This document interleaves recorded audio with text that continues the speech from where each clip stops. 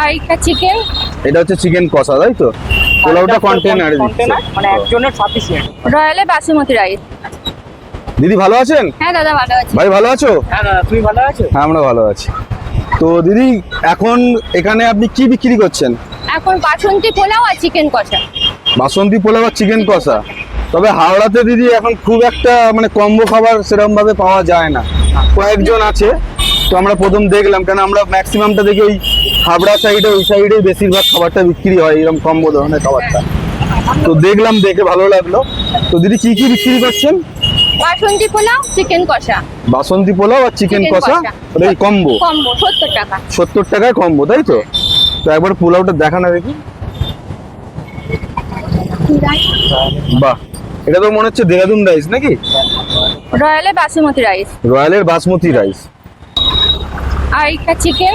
এটা হচ্ছে চিকেন কষা, তাই তো? বাহ বাহ বাহ, খুব ভালো একটা গন্ধ আসছে খুলতেই একদম।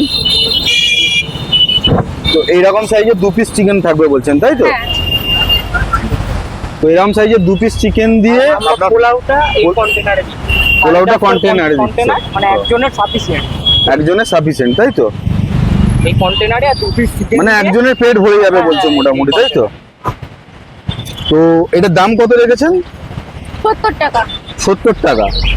তো আরো কি পরে কি আরো কিছু আইটেম বাড়ানোর চিন্তা ভাবনা করছেন? হ্যাঁ হ্যাঁ, বাড়ানোর চিন্তা নতুন ভাবনা কিছু করছি। আইটেম আসবে? হ্যাঁ, chicken momo. Chicken momo. Chicken momo. ও, মোমোটা মানে চালু করবেন, তাই তো?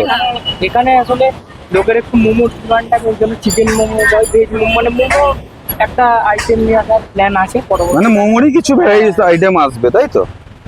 ঠিক আছে। আর দিদি এই মোটামুটি কতদিন হয়ে গেল আপনারা এখানে বিক্রি করছেন? আমরা 1 সপ্তাহ। 1 সপ্তাহ হয়ে গেছে, তাই তো? ঠিক আছে। আর আজকে কত কত চাল, কত মানে কতটা পরিমাণ বানিয়েছেন খাবার? আজকে রাইস বানিয়েছি, পোলাও বানিয়েছি 1 কেজি, আর মাংস 1 কেজি। পোলাও 1 কিলো, মাংস 1 কিলো, তাই তো? এখন এরকমই বানাচ্ছেন, তাই তো? হ্যাঁ। তো রেসপন্স কিরকম পাচ্ছেন কাস্টমারের? ওই পাচ্ছি, জানতে পারলে লোক আসছে। মেন হচ্ছে জানতে হ্যাঁ, পারবে না, না লোক। আপনি এখন নতুন করেছেন, নতুন করেছি, আস্তে আস্তে এখন জমাতে একটু টাইম তো লাগবেই বুঝতে সবকিছু। পারছে না লোক আসছে। ঠিক আছে দিদি। আর এটা মোটামুটি এই খাবারটা খেতে গেলে কোথায় আসবে মানুষ? এই কদমতলা পাওয়ার হাউস, সামন্ত জুয়েলার্সের সামনে। সামন্ত জুয়েলার্সের সামনে।